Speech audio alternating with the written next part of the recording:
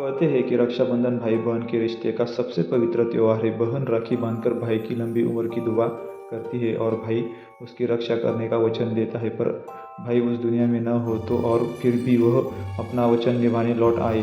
तो यह कहानी है सीमा और रोहित की। ऐसे रक्षाबंधन की जो मौत की सरहद पार करके मनाया गया और जो हमेशा के लिए गांव में एक डरावनी दास्तान बन गया। सीमा और रोहित दोनों भाई बहन का रिश्ता गांव में मिसाल था। बचपन में जब बारिश में कच्चे घर की छत टपकती, रोहित अपनी किताबें भीगने देता, लेकिन सीमा को हमेशा सूखा कोना देता। स्कूल में कोई चिढ़ाता तो रोहित लड़ पड़ता। बदले में सीमा अपनी गुड़िया और बची कुची मिठाई हमेशा उसे दे देती। रक्षाबंधन उसके लिए एक खास था। सीमा कई दिन पहले से ही राखी तैयार करती और रोहित उसके लिए बाजार से लड्डू, मिठाई और रंग बिरंगी चूड़ियाँ लाता। दीदी, जब तक मैं हूँ कोई तेरा कुछ नहीं बिगाड़ सकता, वह हमेशा कहता। लेकिन किस्मत ने ऐसा मोड़ लिया जिसकी किसी ने कल्पना ही नहीं की थी। रक्षाबंधन से एक दिन पहले सीमा ने मजाक में कहा, इस बार तोहफा बड़ा होना चाहिए। रोहित मुस्कुराया और बोला, तू देख, तेरी आंखें खुली रह जाएगी। उस रात वह गांव से शहर चला गया, सिर्फ इसलिए कि दीदी के लिए एक खास सोने की चेन और उसकी पसंदीदा मिठाई ला सके। लेकिन वापसी में बारिश और से भरी सड़कों पर उसकी बाइक एक ट्रक से टकरा गई। लोग कहते हैं ट्रक वाला नशे में था, पर जब रोहित को अस्पताल ले जाया गया तब तक वो इस दुनिया से जा चुका था। हादसे वाली सड़क पर उसका नीला शर्ट खून से लाल हो चुका था और उसी में उसे लाया गया। रक्षाबंधन के दिन सीमा ने राखी बांधी, लेकिन सामने सिर्फ उसकी फोटो थी। उस दिन से हर साल वह वही करती रही, पर उसके आंखों में अब सिर्फ खालीपन था।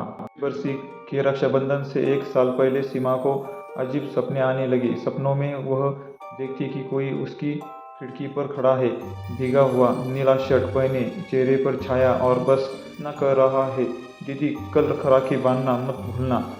सुबह उठते ही वो सीने से तरबितर थी, लेकिन उससे इसे मन का भ्रम मानकर टाल दिया। इस साल गांव में लगातार 3 दिन से बारिश हो रही थी।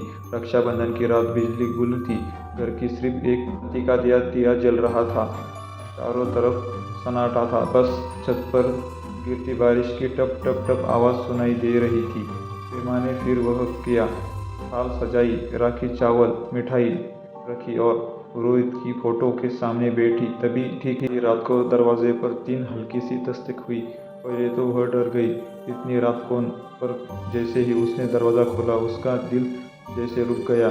सामने रोहित था, वह नीला शर्ट, बाल और चेहरे पर मुस्कान, लेकिन उसकी आंखें बेहद ठंडी और अजीब थी, जैसे उनमें कोई जीवन नहीं हो। ये राखी नहीं बांधोगी? उसकी आवाज़ में एक अजीब सी गूंज थी, जैसे दूर कुएं से आती हो।